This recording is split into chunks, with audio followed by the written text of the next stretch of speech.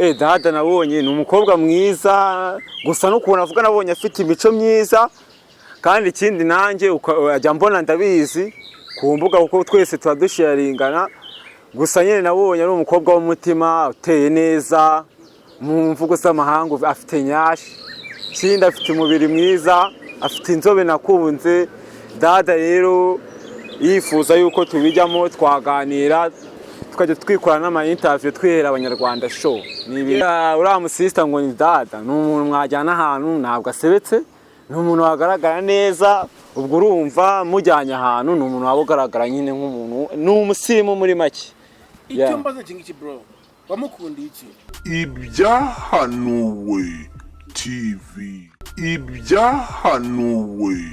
TV David, welcome bro. My friend is good kabisa. Amakuru yawe? Sha ni neza ndashima Imana wallahi. Meze neza? Sha meze neza nawe urabibona kabisa ntacyo nshinze Imana kabisa. Yego bro. Uyu munsi rero ikaze kuri Ibyahanuwe TV. Uyu munsi twagutumiye ariko by the way buri maze urabuze cyane. Masusure maze iminsi ndi mbana rutunumba ndi gukurikirana clique pare kabisa. Yego. Nitonze gake. Yego.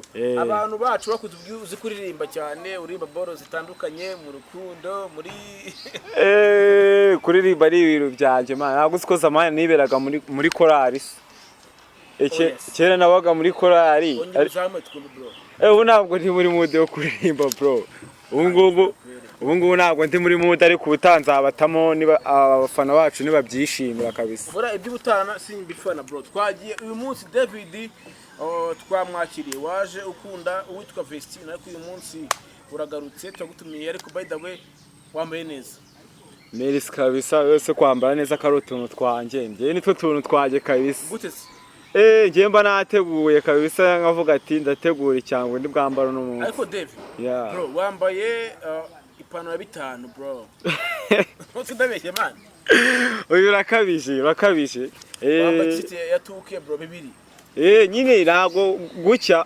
ntabwo ari ukwikomplika ushobora no kwambara boro zawe cyangwa abantu bakabona kukeye no kurusha umuntu wambaye ibintu bihenze kabisa subizi niko bigenda amakuru y'iminsi bro amakuru ni meza imihanda ndi kuyibona banyizenguruka nawe ndeba ibyari byo nkontora uyu munsi David bundi ino weekend turimo yagenze gute cyane weekend yagenze fresh nakurikiranye ibintu byinshi Bruce Melody yadukoreye umuti ku bantu dukoresha imbuga nkoranyambaga yadusabiye muzehe aravuga ati adusabire monetize ku mbuga zose niyo mpamvu natwe tugiye gushyiramo courage abafana bacu mugumye mudukurikirane kabisa David rero uyu munsi twagarutse abakunzi bacu bakunda byo dukora twagarutse David ariko abenshi bamuzi akunda Vestina ariko uyu munsi no yaje yambaye baro z'umweru bivuze ngo no ari single ubundi single kabisa ubu nta mukunzi ufite ahubwo ndamusabwa mu ndangire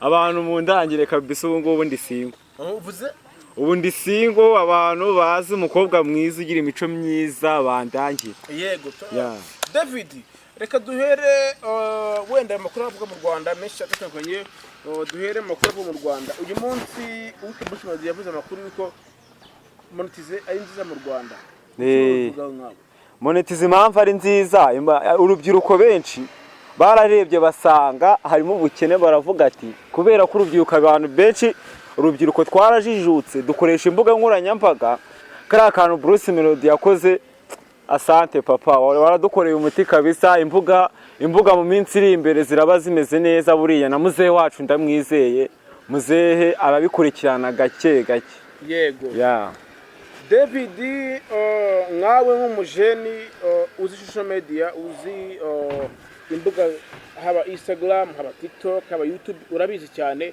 uyu munsi monetize mukije ikiyafasha mu Rwanda monetize iramutse mu Rwanda ikintu yadufasha nk'abajeni ikintu mbere na mbere yadufasha ni nkaho kaba ari akazi kabonetse waba ari wa muti wa cya kibazo mu rubyiruko cya kibazo kimaze iminsi kivugwa cy'ubukene mu rubyiruko monetize iramutse mu gihugu ubukene bwagabanyuka urubyiruko rukisanga narwo ruri mu kazi k'ibijyanye n'imbuga nkoranyambaga rukajya rukora rugahembwa gutyo ubukene bugashira mu rubyiruko nicyo cyiza cya monetize, nicyo yafasha mu gihe igeze mu Rwanda twese katugeraho. Uyu munsi ukuye bwa mbere ati David yakuna Vestine, ariko uyu munsi ubundi single abantu bose babimenye, nta mukunzi mfite n'uwankunze azambwire, nimbona bivamo tuzahuza nta kibazo. Yego. David ubundi n'umuntu. Je David ngende umuntu ugira imico myiza, koresha imbuga nkoranyambaga, abantu benshi baranzi, nta mutima mubi ngira, nta magambo asebya abantu ngira, kandi ikindi buri muntu wese tuganiriye aba yifuza yuko twagumye tukaganira bitewe n'ukuntu nzi kuganira. Abantu benshi twagiye duhuza barabizi, tujya tuvugana anytime, amakomment ndayabona, bakanira courage kabisa, n'ababibona bose bagiye bagumya badutere courage, turabakunda cyane. David, amazina barahinduye ariko uyu munsi wayemeye. Oya, impamvu ntabwo abantu barayamenya, ariko nibayamenya ubu ngubu nzatangira kuyakoresha ari uko abantu bayamenye, kuko ndi kuyavuga ubu ngubu abantu bose bikabacanga, ariko reka nyabasubiremo ni oh boy. Ariko iryo zina abantu benshi batangaza. Oh boy. Oh boy ni izina ryanjye naryiswe ni umukobwa w'umuhanzi uzwi muri Kenya, bamwita Maho, niwe wariyinyise, nanjye ndavuga ati ngiye kurigenderaho, hari igihe izina ryanjye rizagera kure bitewe n'inama yangiriye. David, twakoze interview ya mbere uvuga ngo ndi umujama wa Dangerence, ngo ujye muri gym. Cyane abanyarwanda barabibona. Gym ndayitabira, n'ubu ngubu nje gukora interview, nari mvuye muri gym. C'est quoi? Ubu nari mvuye muri gym, kandi ubundi bugiye buri nimugoroba nagomba kujya muri gym, ni nka dessert yanjye, kugira ngo nkore umubiri ni na siporo unagaragare neza mu bantu. Yego. David, uyu munsi nabonye interview Dada, umukobwa umubyeyi uba kuri social media, ashaka umukunzi. Ndavuga ati David nk'umuntu nzi wizera mu by'urukundo, musi ndamuzana mu gace. Dada uramuzi? Dada mperutse kubona interview. Dada? Yes. Avuga ngo akeneye umukunzi, ariko nabonye nawe nta kintu atwaye, ubwo anytime nifuza ko duhuza twabiganiraho, kuko nawe ndi single ubu ngubu tuvugana, kandi nawe numvisha ari single, nibashaka banabibone nta mpeta nambaye, ndi single. Ubwo anytime nabishaka tuzahura tuganire turebe ivamo. Reka tubyinjire mu sibyo. Uyu munsi Dada uramuzi, atuye i Muhanga, ni umukobwa muri level imwe, mu myaka imwe. Mwabo nka David ni gute Dada mufata? Dada nabonye ni umukobwa mwiza, gusa n'ukuntu avuga nabonye afite imico myiza, kandi ikindi nanjye ajya mbona ndabizi ku mbuga, kuko twese turadusharingana. Gusa nyine nabonye ari umukobwa w'umutima uteye neza, mu mvugo z'amahanga afite nyashi, ikindi afite umubiri mwiza, afite inzobe nakunze. Dada rero yifuza yuko tubijyamo twaganira, tukajya twikorana n'ama interview twihera abanyarwanda show. Ni ibintu Dada aramubonye aramuzi, ariko mwawe nka David umukundiye iki by the way? Dada nabonye ari icyana gifunzemo byaganje kabisa, kugira uzabone icyana muri iki gihe gifunzemo kuriya biva kure. Uriya musista ngo ni Dada, ni umuntu mwajyana ahantu ntabwo asebetse, ni umuntu wagaragara neza, ubwo urumva mujyanye ahantu ni umuntu waba ugaragara nyine nk'umuntu, ni umusirimu muri make. Icyo mbaza iki bro, wamukundiye iki?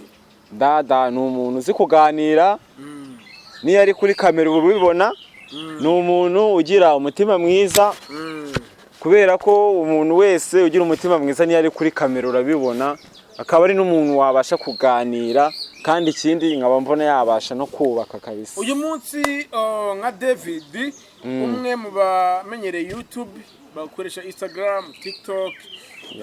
Dada akundwa na benshi, gira amagambo meza atuma yakwiyumvamo umubwira. Dada rego ura muri kamera. Dada uri kumbona hano, nanjye urabona ndi bogari, ntabwo nisondetse, nakoze umubiri ni kofi. Ubwo rero nawe nizere yuko uzi guhitamo neza, niwe muntu nabonye twahuza bitewe n'ukuntu umeze neza. ubwo rero nanjye urabona ntabwo nciriritse, ndi umujene uzi kwiyitaho, ndi umujene uzwi si cyane ariko ndazwi. Kandi ikindi dada wowe ndi kubona anytime njyewe nawe twajya mu rukundo, sinzi niba ukuntu bibona ariko njyewe niko mbibona bitewe n'ukuntu nakubonye, nabonye twajya mu rukundo rugakomera, ahubwo abantu benshi bakanarumenya.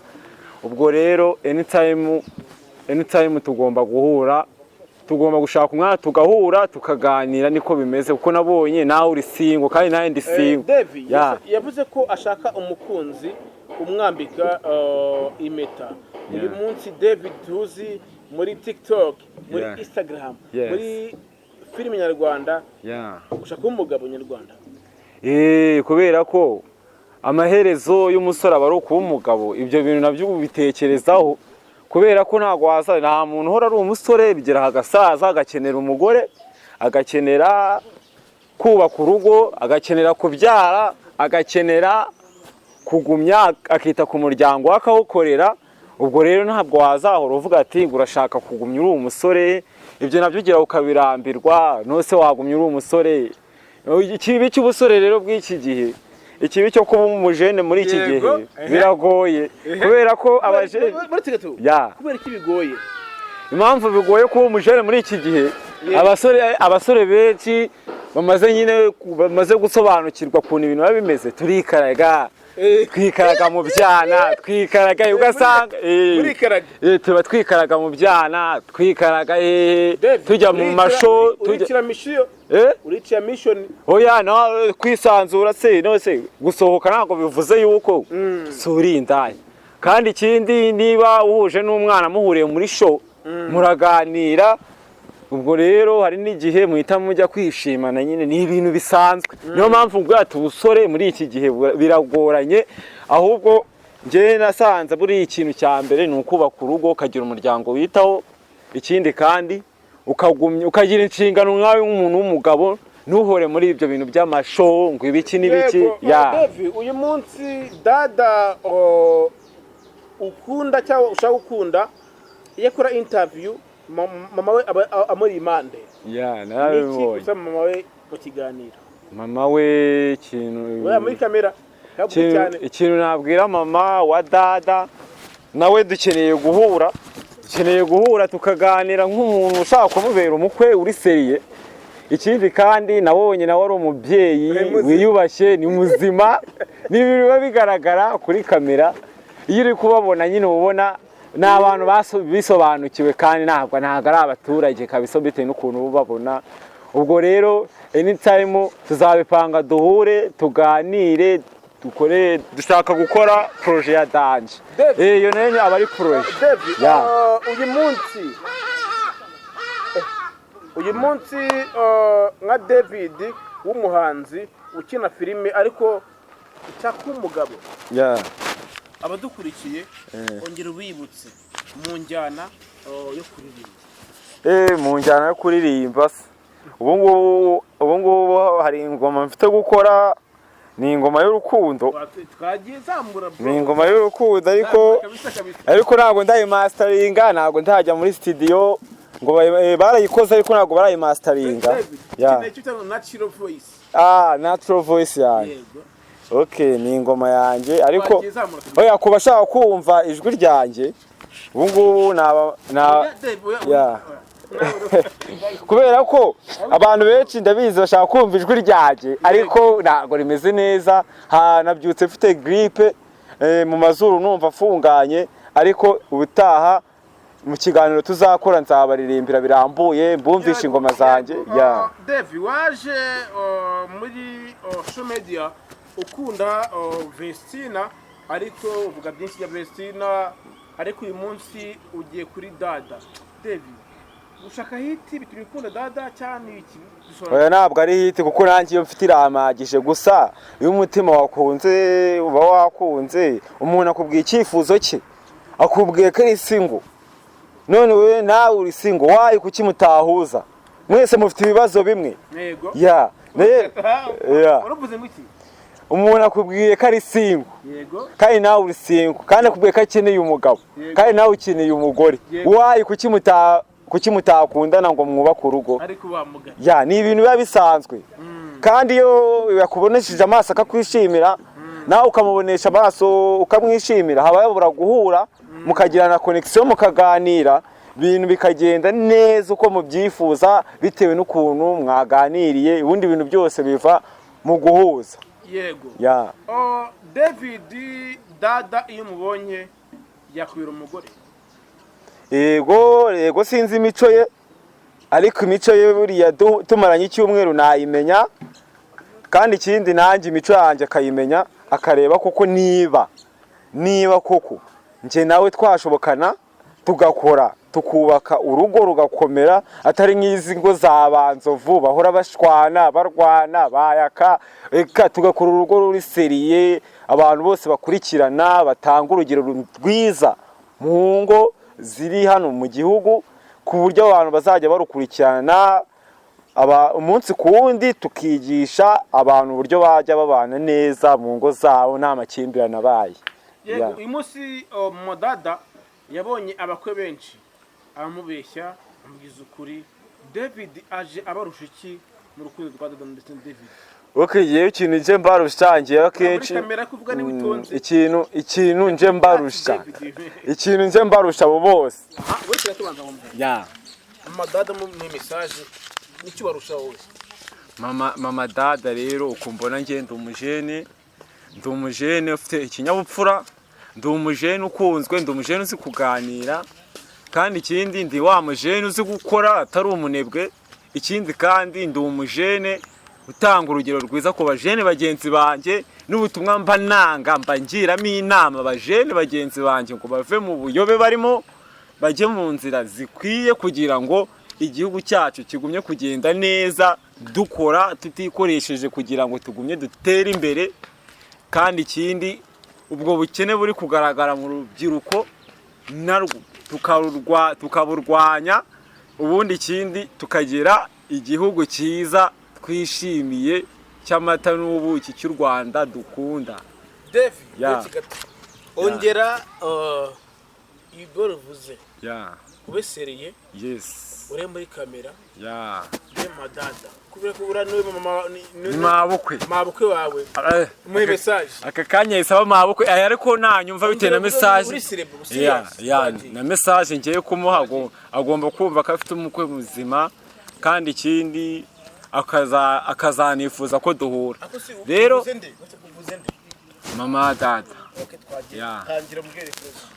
Mama Dada rero ukumbona ndi umujene uzi gukora, sindi umunebwe, ndi wa muntu ukunda akazi, kandi ikindi nkaba n'umuntu ukunda kugira Mama Dada ngende umujene ukunda umurimo, kandi ikindi nkaba ndi umuntu ugira inama bagenzi banjye mu biganiro byose nkora. Ikindi mba nshaka kugira inama urubyiruko rugenzi rwanjye kugira ngo dukore twiteze imbere. Ikindi kandi ndi umuntu ufite gahunda yo kubaka urugo rugakomera. Ikindi kandi sindiga babandi babeshya bavuga ngo baza bagira bafite icyo bishakira, afite ikintu akurikiye. Ngewe yo navuze ijambo ndihagararaho, ntabwo njya mbeshya. Kandi ikindi ndi umwana warezwe, mfite imico myiza, narize. Ikindi kandi umaye umukobwa wawe twazatera imbere tukagera ku rwego n'isi yose ishaka kutureberaho, kugira ngo babone ukuntu ingo zubakwa nta bintu by'amakimbirane bijemo. uvuze amagambo meza cyane arimo ubwenge. Abatakuzi uri umurokore, uri umwisilamu, uri iki badukurikira? First of all ikintu kinarenzeho ndi umurokore, nta kiyobyabwenge na kimwe nari nakoza mu kanwa, biragaragara. Uvuze good message. Ikintu cya mbere ku batari banzi, ndi umurokore, nta kiyobyabwenge nari nakoza mu kanwa. Kandi ikindi no kwisura biragaragara, umuntu umwe ibiyobyabwenge abagaragara. Njewe urabona mfite uruhu rutemba itoto. Ikindi kandi ndi wa mujene witaho biragaragara. Ikindi kandi ndi wa muntu ukunda gusenga, ukunda Imana. Ikindi kandi nkunda gukora, nkunda gushishikariza abajene bagenzi banjye kugira ngo bajye ku murimo bakore, kandi imirimo bagiye gukora bizere, babanze basenge, bayiragize Imana. Ikindi kandi bakorere n'igihugu, bakorere n'imiryango yabo, bubaka ingo zabo zikomere, ibintu bigumye kugenda neza nk'uko babyifuza mu buzima bwabo. Kandi ikindi nzagumya mbikore kuko nibi biramfasha cyane. Njyewe nasanze buriya mfite impano yo kugira abantu inama nubwo batajya babyemera. David, uvuze good words, amagambo meza. Ati njye ndi umusore ukunda Imana, ndi umusore ukunda umurimo. Sengera abajeni babaswe n'ubusambanyi.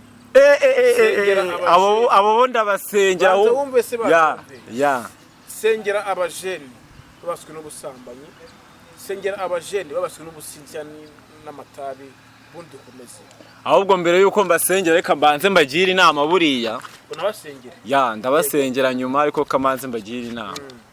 Wewe mujene uri kundeba cyangwa urubyiruko rw'umukobwa uri kundeba utuvugana. Yego. Ngiye kukugira inama kandi mu buzima uzasanga ariyo. Mbere na mbere ibyo bintu uri gukora ubu ngubu babyita muri iki gihe babyita kuryoshya. Niyo mvugo mu bajene igezweho ngo bagiye kuryoshya, bagiye muri show. Ibyo bintu buriya uzi ko igeze mu myaka 40-50 buriya ubyicuza.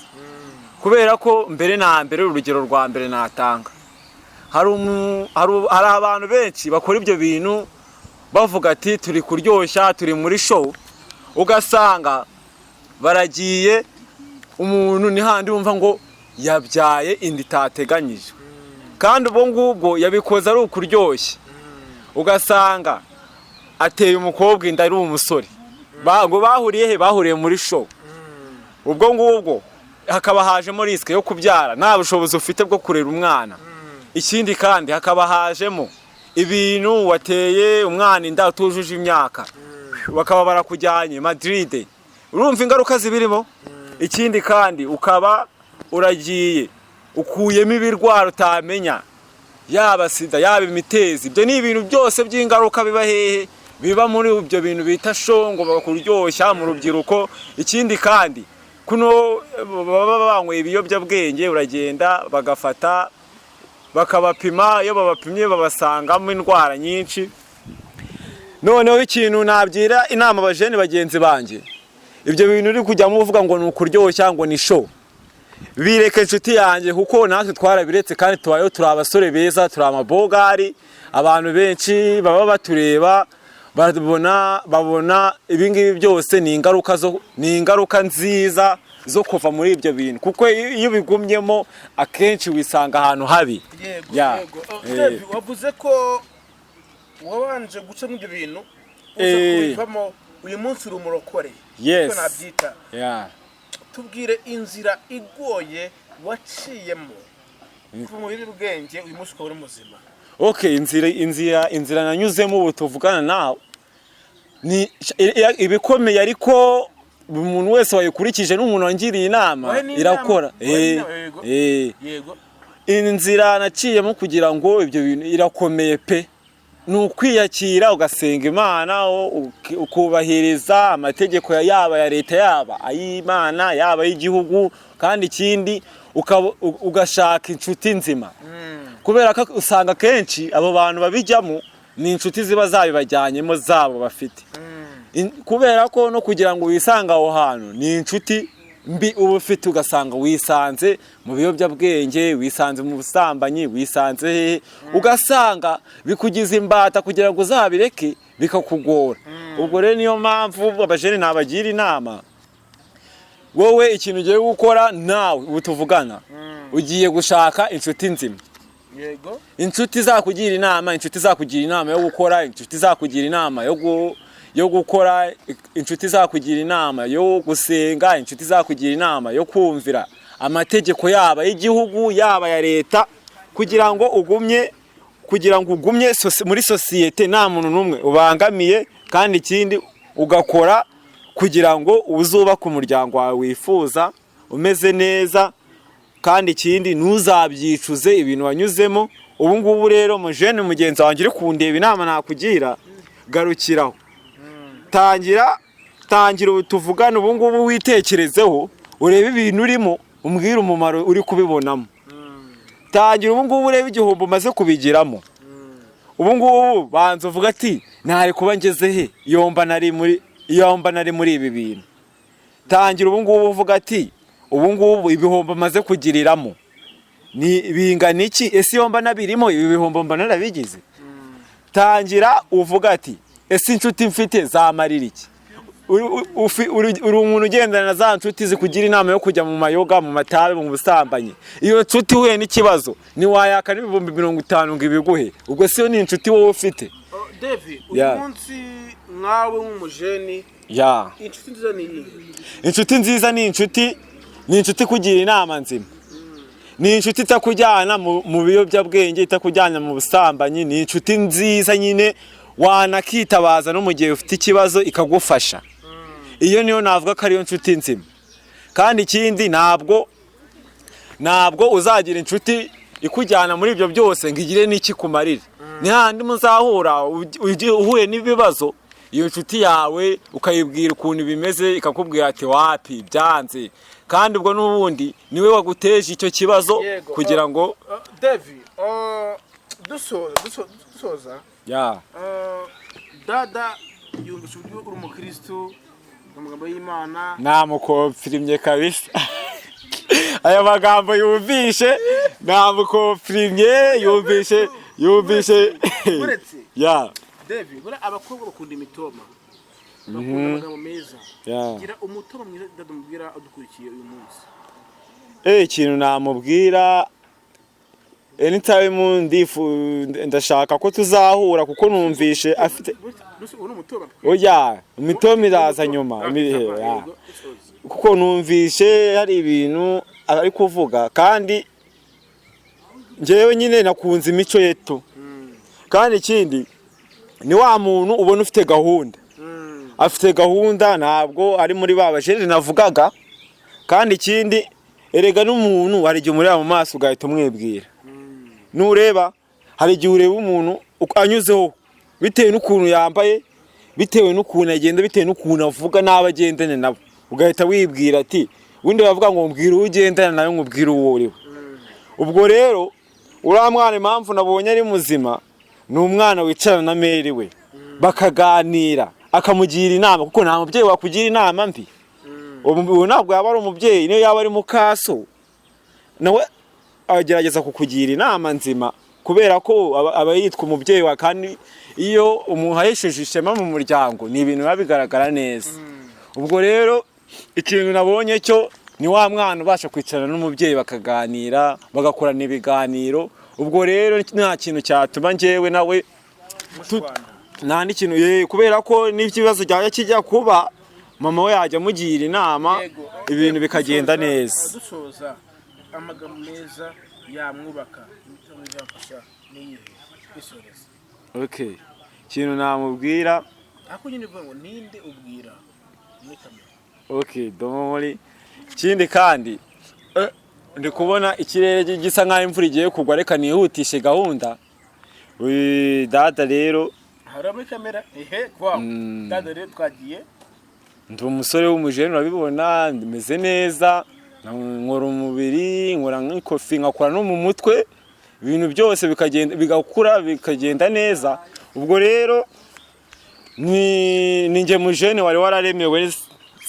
sinavuga ngo ni ibiki kubera ko njyewe nyikubona ikiganiro wakoze bwa mbere nifuje ko duhura ufite ariko iri hejuru kandi twabibyaza umusaruro niyo mpamvu rero dufite guhura tukagira ibintu byinshi tuganira byakubaka igihugu kandi bikagira n'umuryango ubwo rero niyo mpamvu anytime tuzahura tuzaganira ndabizi uyu munsi hari abajeni benshi batera inda bakazihakana abo bajeni nababwira ko ari imbwa n'imbwa ubwo nawe urimo oya ariko mwana uzi kubyara umwana ukamwereka muhingiro uzi kubyara umwana ukamwihakana yego uzi ko akenshi uzareba ari abana babihakanye yego niwo wa mwana ugenda akagera ku iterambere ise akagaruka aje kuvuga akagaruka aje kumureba ati burya wowe wari umwana wanjye kandi cyaramubyaye kiramujugunya kijya gutera abandi nda kibonye akize umwana ameze neza kiragarutse ngo burya uri umwana wanjye nk'urugero ise wa Diamond buriya ngo ise wa Diamond yari yaramutaye Diamond Platinum no muzi ibyo simbizi mvuga ibintu ngenzi ni ibintu bizwi buriya Diamond yakuranye na Mary we ubwo re yakuranye na Mary we gusa ise yari yarabataye ubwo re niba waranabikoze nawe ukaba uri kundeba inama nakugira mujene wanjye genda wite ku mwana wawe wasanga ari wo wari ufite uzakugirira umumaro